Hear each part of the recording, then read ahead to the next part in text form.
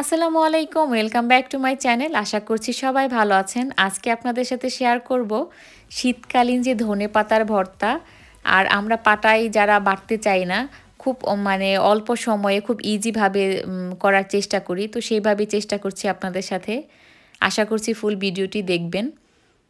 আর এখানে আমি নিয়েছি 16-17টি কাঁচামরিচ, আর নিয়েছি হাফ কাপ পরিমাণে রসুন। আর এটা আপনারা চাইলে কেউ মরিচটা কম বেশি করে নিতে পারেন, তবে ভর্তাটা একটু ঝাল ঝাল হলেই ভালো লাগে।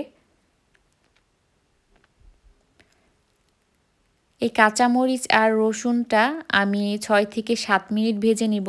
আর দিয়ে দিয়েছি সামান্য একটু তেল। তেলটা দেওয়ার কারণ হচ্ছে এটার গন্ধ এবং স্বাদটা যেন ঠিক থাকে, যেহেতু আমি কয়েকদিন রেখে খাবো সেই জন্য। তো এ পর্যায়ে কিন্তু আমার ভাজা হয়ে এসেছে, তো আমি সবগুলো একটা প্লেটের মধ্যে তুলে নিচ্ছি। আর আগে থেকে যে আমি ধনেপাতাটা বেছে রেখে দিয়েছি, পরিষ্কার করে এমনকি ছোট ছোট করে কেটে নিয়েছি। আর এখানে আমি সামান্য একটু লবণ অ্যাড করে নিচ্ছি, যাতে করে খুব তাড়াতাড়ি সিদ্ধ হয়ে যায় আর পানিটা যেন বের হয়ে আসে। একটা জিনিস খেয়াল করতে হবে, তা হচ্ছে খুব ভালোভাবে যেন পানিটা যেন শুকিয়ে যায়। তো পানিটা শুকানোর পরে তারপর আমি একটু তেল দিয়ে এটাকে আর 3-4 মিনিট নাড়াচাড়া করে তারপর নামিয়ে দিব।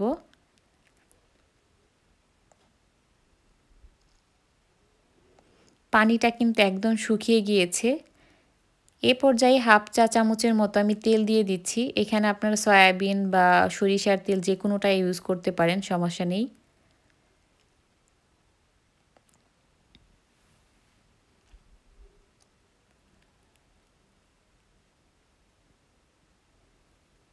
তো আমার ভাজা হয়ে এসেছে, এখন আমার তুলে নেওয়ার পালা। আর ব্লেন্ডারে দেওয়ার আগে অবশ্যই কিন্তু এগুলোকে ঠান্ডা করে নিতে হবে। তো আরেকটা বাটির আরেকটা সাইডে আমি তুলে নিচ্ছি সবগুলো।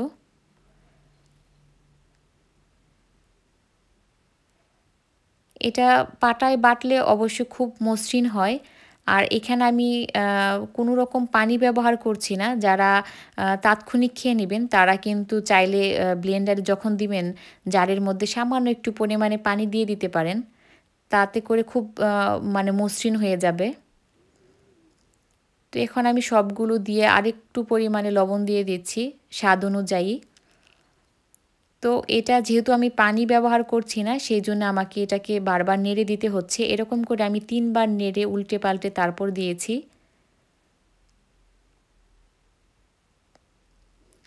দেখতেই পাচ্ছেন খুব সহজেই কিন্তু ভর্তাটা হয়ে গিয়েছে। আর গরম গরম ভাতের সাথে সত্যি খুব মানে মজা লাগে খেতে। আর আপনারা আমি যেভাবে করেছি, আপনারা যদি সেম টেকনিক ইউজ করেন তাহলে খুব সহজেই এটা করে নিতে পারবেন। আশা করছি আপনাদের খুব ভালো লেগেছে।